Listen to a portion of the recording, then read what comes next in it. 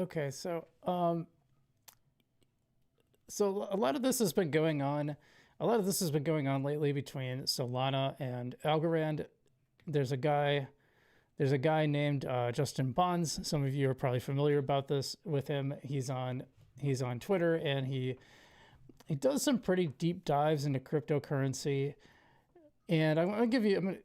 He definitely is in favor of Solana. He's definitely a Solana. You might call it. Some people call him a Solana shill. I don't think that's undeserved, and I'll explain why later. But he's been criticizing Algorand lately, and a lot of the Algorand community has gotten pretty ticked at him. Well, I didn't know this was going to happen, but he actually got up on a space recently that the Algorand Foundation hosted for staking. And I thought he was pretty cordial overall. I will give him credit for that. But I thought some of his comments were kind of silly. But I think the main issue I have with him is that I don't think he's very fair. I think it's fine to be critical, and I don't think he necessarily points out incorrect things. But for some reason, and people have speculations on that reason. For some reason, he focuses on, when it comes to Solana, that critique is gone. And Solana has some of the most obvious critiques you can think of. I mean, failed transactions left or right. I've been using Helium Mobile on Solana for a long time, and the service is great. But anytime I go to claim my tokens, it's about a 50-50 chance it's going to fail. So, and not to mention that those failed transactions get counted as transactions and their transaction count. He doesn't seem to have time for that. But anyway, so I want to play this clip because I thought this was pretty interesting. And just give me a second to pull it up.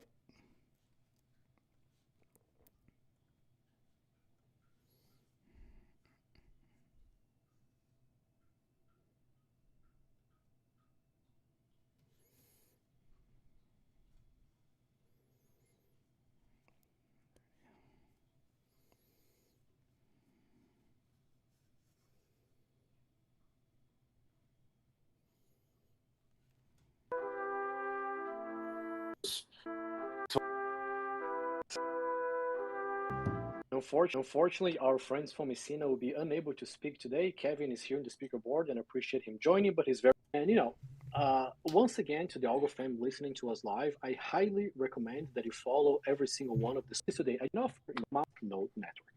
So that's just a quick recap of more in the next few days. So just look at their content. Okay, here we go. And decide what solution works best for you.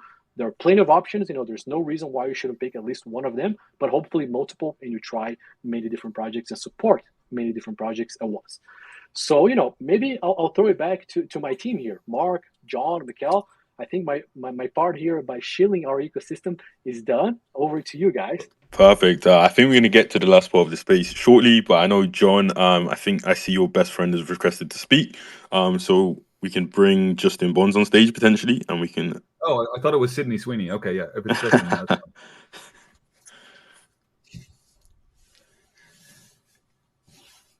Hello, Justin. Hello, can you hear us? Hello. I didn't realize you. I applied a while ago. Yeah, I can hear you now. How's it going? I was just responding to John Wood actually, in regards to the thing he left me. So I just wrote a really long response. Hey, Justin, how are things, man? I'm doing well, man. How are you doing, John? It's been a while since we last chatted. Yeah, and by the way, I enjoyed the last time too. It's always been very cordial. And by the way, look, this is not about convincing you to my way of thinking or you convincing me to your way of thinking. I understand your viewpoints. I think a lot of them are fair. I just, I think it's worth, calling out where there's, I guess, misunderstanding amongst the ecosystem about certain projects. And I'm happy to speak. Let's have a chat. Yeah, I'm happy to speak even to. Go ahead, sorry. Yeah, I'm happy to speak even to ADA a little bit because obviously I know the architecture very well. So from the ADA and Algorand side, I'm happy to discuss with you and see what you think. Sure. No, let's schedule spaces because in 13 minutes from now, I've got my other spaces scheduled. So we don't exactly have too much time to get into it now. I will respond to your most recent post. I was just writing that out now when I surprisingly heard my phone call out my name. That was fun. Yeah, so no, because look, and the way I see it, John, as well, is that look, our viewpoints are not that far apart, actually. But a lot of the algo community is acting as if like I'm lying and I'm a shill. Well, yeah, we are, because you kind of are. I mean, he has this thing where, like I said, and I kind of pointed this out earlier, has no problem he has no problem critiquing other chains, but when it comes to Solana, he just has that critique is just gone. Like, that critical thinking just goes out the window, and that's the main problem I think a lot of the community has. And I'm just like this horrible human being, and I'm like, you need to, you need kind of, when that type of toxicity props up, you need to kind of set that straight, or else it will fester. You know what I mean? Like, that's just not a healthy type of discourse. When I think I'm coming here as like a legitimate critic. Like, I understand Algorand fairly well. I don't know how many other big critics are putting attention to Algorand like this, but if you shun me, then that's not good for the culture, let's say, just from that perspective. I think across cryptocurrency in general, and I've worked professionally on Ethereum, Cardano, and Algorand. I think there's a lot of passion, and people get fired up, and of course their tweets fire back and forth, and so it's easy to maybe be influenced by the kind of insightful tweets, and get your back up a little bit. So, but I think in general, both in Cardano, by the way, and in Algorand, the communities are typically quite, I think, measured. I mean, not always, of course, but typically, and I like to think integrous. And I think I'm sorry that you've had some experiences that you feel are a little bit tribal, but we do try to encourage intellectual honesty. Well, you certainly always have, and I've very much respect that, actually. And when my critique came around, it was very much like, you agree. Yes, you agree with most of my critique. Let's fix it. And I'm like, yay, let's fix it. Like that. That's how it should be. Not the whole like, you're denying, like, people are denying that my critique is true, yet at the same time they're making the fixes. It makes no freaking sense. You know what I mean? Yeah. I think here's the thing. Like, for example, if we take the relays, which is like one of the core things you have an issue with, which is one of the core things I had an issue with, which is why I pushed for peer-to-peer with our colleagues at Algorand Technologies. I felt it was important to have a permissionless data propagation layer that had absolutely no config nor onboarding required. And so the current state of the world is that in Algorand, the relays, of course, are essentially this super fast network that all of the participation nodes or the consensus nodes connect to. But it is true right now that, of course, anyone, including yourself or myself, without permission, can stand up a relay. It will connect to all the other relays in the Algorand network, and it will start to gossip and flow traffic. So, which, by the way, that permissionless structure, like, that's what decentralization is. We can all run a node. There is a barrier to entry, and some people, as we've seen in our chat earlier, argue that maybe that barrier should be lower. I think that's a fair question, but I think it's a pretty low barrier compared to a lot of other chains. And listen, I love Hedera, I love Sui, but the barrier to entry is on Hedera right now is like, you have to basically host a giant. You basically have to own a giant platform. You have to own a giant company to stake. You have to be part of the governing council. So there's only like 31 nodes right now. On Sui, you have to own, I think it's like 100 million Sui. It's really high. It's really high. In fact, I'm pretty sure it is. It is 100 million Sui. It's really high. So, the average, like, and there's a max on Algorand. There's a max of 70 million. So which one's more decentralized, right? And like I said, I'm a fan of both. I think they both have their strengths, and I just think right now, if we're talking about decentralization, and Justin Bonds will make this difference between consensus and relay nodes, I think that's picking nits when we're talking about compare. You always have to ask compared to what. And if you look at a lot of the other coins in the ecosystem, right now there's more nodes on Algorand than every other chain except for Ethereum. I think that's a big deal. So I don't hate him for his critique, but I think it's a little misguided or not in context, basically. Sorry, flow traffic.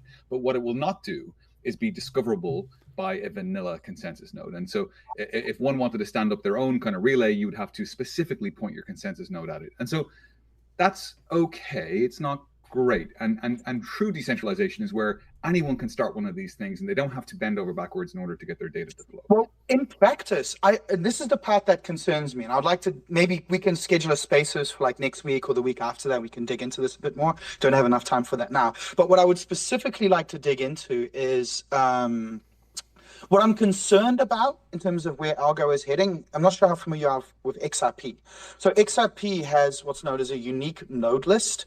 And basically it just comes with the software, right? Like you run, you know, your node, and everyone will connect to the unique node list.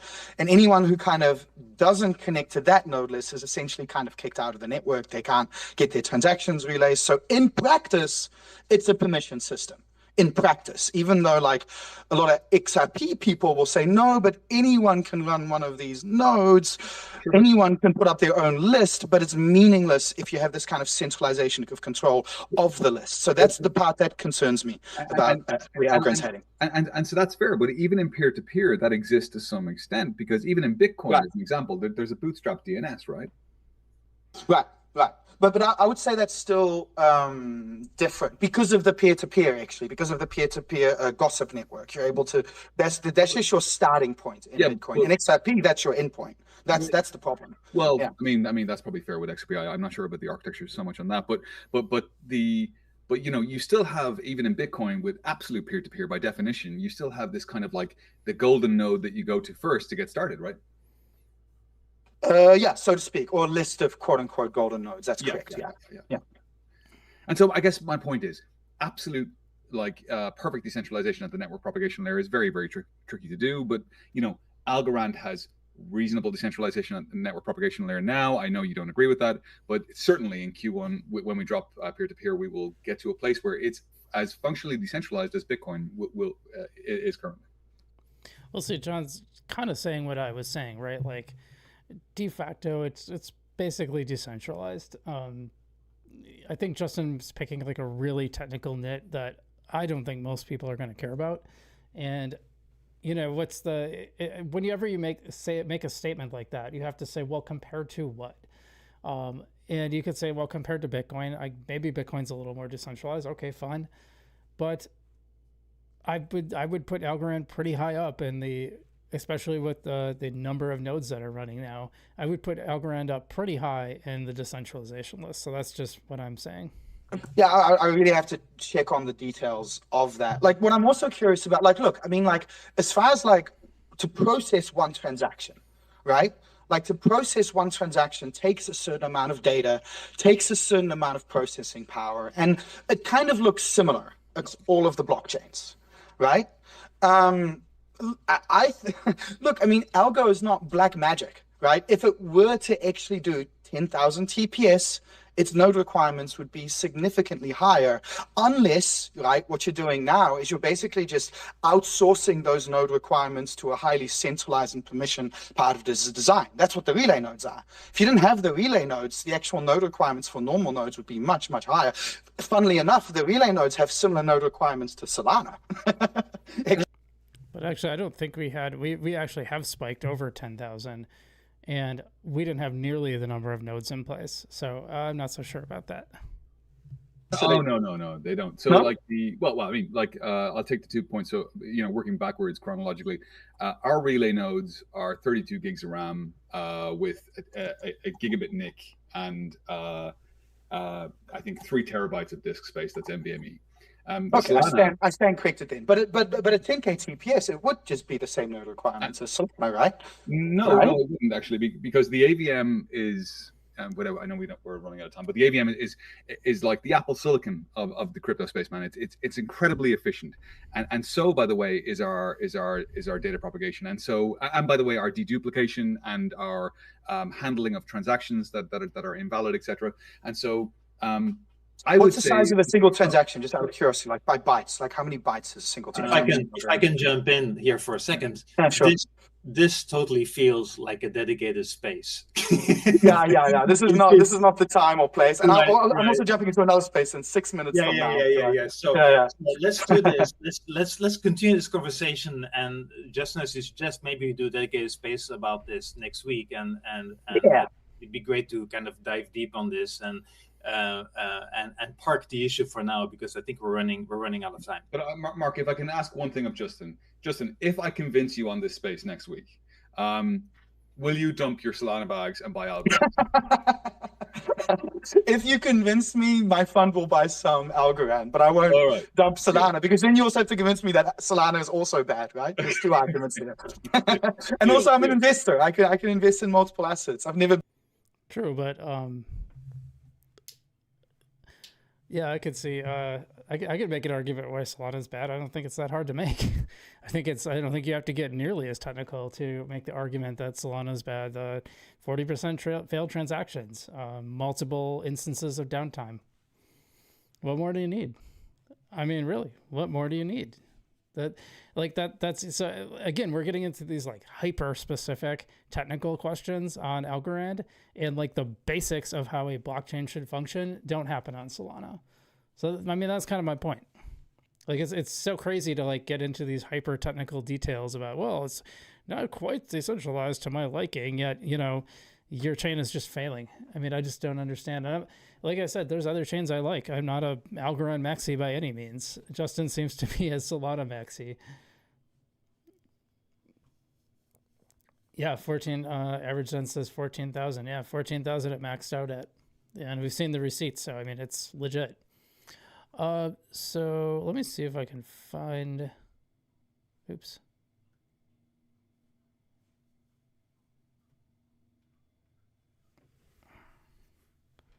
No, that's not it. I think it was on. Wait, did I save it?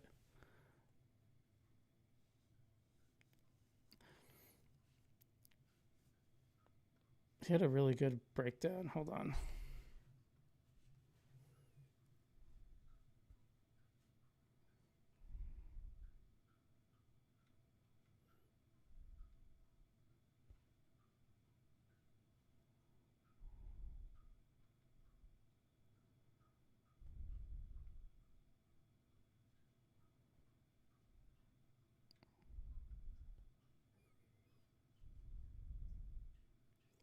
Okay, I don't think I'm going to be able to find it.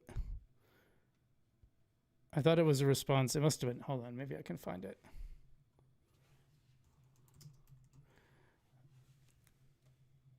I have to get going pretty soon.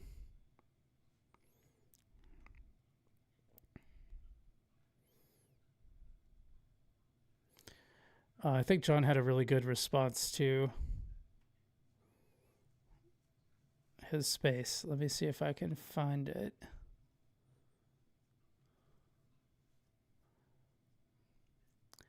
Yeah, he's the ICP one. Crowd doesn't care for him very much either. But yeah, 27 nodes. I mean, that's not great. That's worth criticizing, I think.